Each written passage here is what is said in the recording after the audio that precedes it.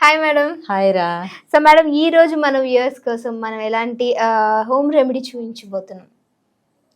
ఎలాంటి home remedy అంటే ప్రతి ఒక్క ఉమెన్కి కానీ మెన్కి కానీ, అంటే అబ్బాయికి కానీ అమ్మాయికి కానీ చూడగానే ఆ పర్సన్ని బాగా అట్రాక్ట్ అయ్యేదేంటి మన బాడీలో ఫేస్. సో అటువంటి ఫేస్ని ఎలా అందంగా ఉంచుకోవాలి, ఎలాగ ఆ ఫేస్ పైన ఉండే యాక్నీని, పింపుల్స్ని న్యాచురల్గా రిమూవ్ చేసుకోవాలని మీకు న్యాచురల్గా మన కిచెన్లో ఉండే వాటితోటి రెమెడీ అనేది చూపిస్తాను. ఓకే మేడం, దానికి ఏం కావాలి మేడం? ఫస్ట్ వన్ వచ్చేసి beetroot powder. Okay. And second one వచ్చేసి చందనం. థర్డ్ వన్ వచ్చేసి అలోవీరా. అండ్ ఫోర్త్ వన్ వచ్చేసి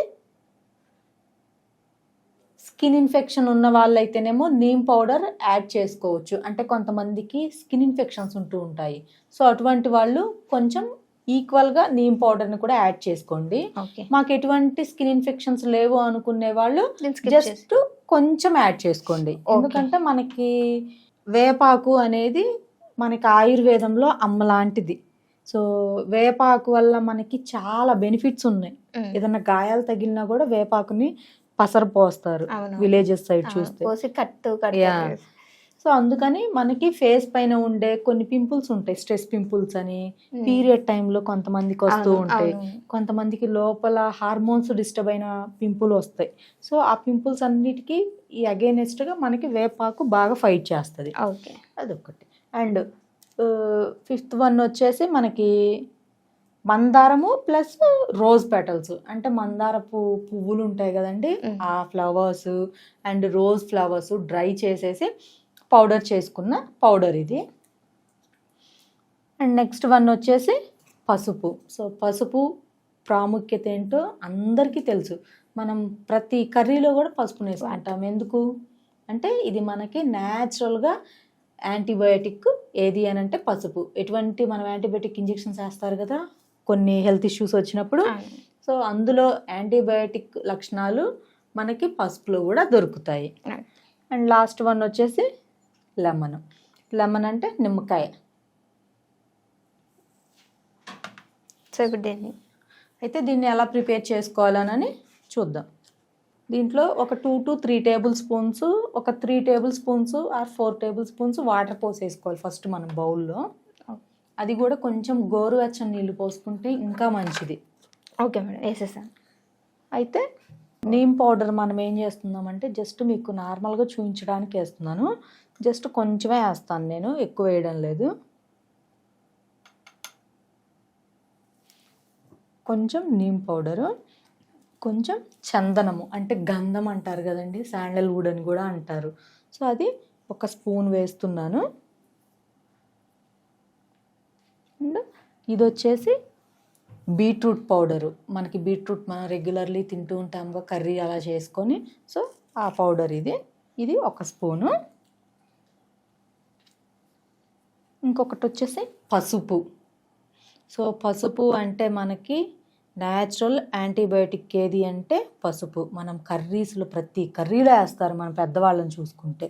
ఎందుకు అని అంటే అప్పటి రోజుల్లోనే వాళ్ళకి ఇవన్నీ తెలుసండి. అందుకే మనకి మనం వాడే పోపుల్లో కర్రీ ప్రిపరేషన్లో పించి వేసేవన్నీ కూడా ఇన్ని ఔషధ గుణాలు ఉన్నాయని ఒక ఎడ్యుకేషన్ అయిపోయి గ్రాడ్యుయేట్ అయిపోయిన తర్వాత మాకు ఇవన్నీ తెలిసాయి ఈ చదువుకునే ఈ టైం పీరియడ్లో.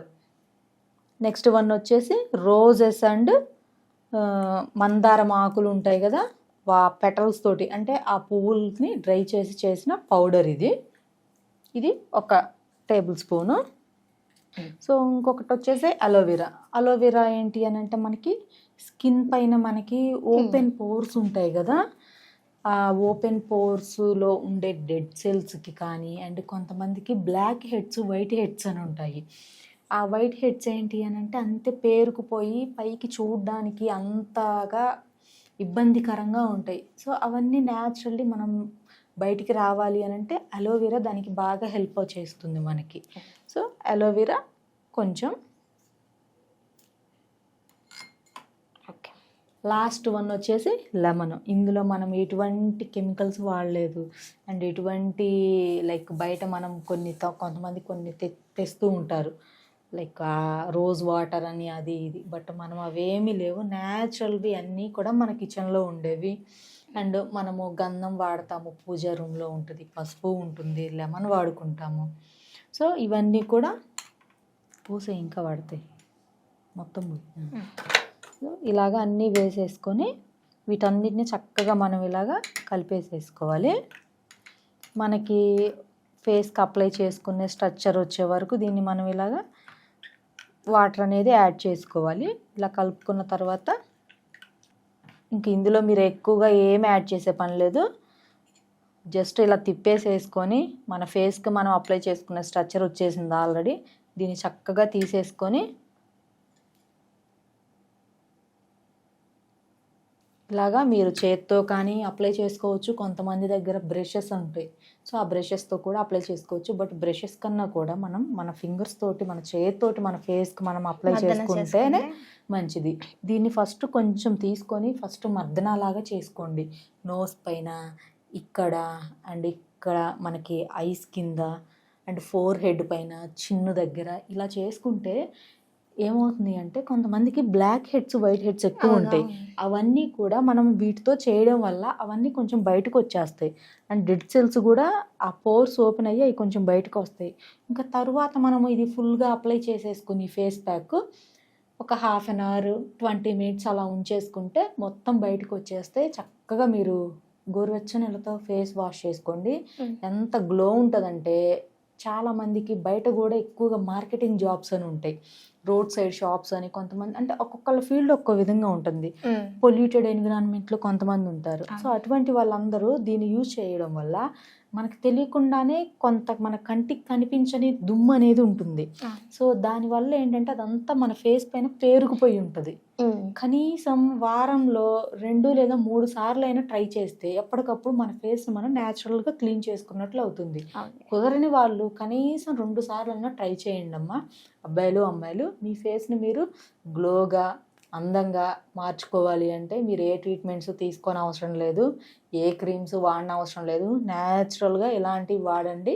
చక్కగా సావిత్రిలాగా అందంగా అమ్మాయిలు ఉంటారు, అబ్బాయిలు కూడా మహేష్ బాబులా ఉంటారు. ఓకేనా? ఓకే. సో చూసారు కదా, మరి మేడం చాలా చక్కటి మన ఫేస్ ప్యాక్ అనేది చెప్పారు. సో ఖచ్చితంగా ఈ ఫేస్ ప్యాక్ మీరు ట్రై చేస్తే ఏం చేయాలి, కింద కామెంట్ చేయాలి. సో ఇంకో వీడియోతో మళ్ళీ మీ అందరి ముందుకు వస్తాం.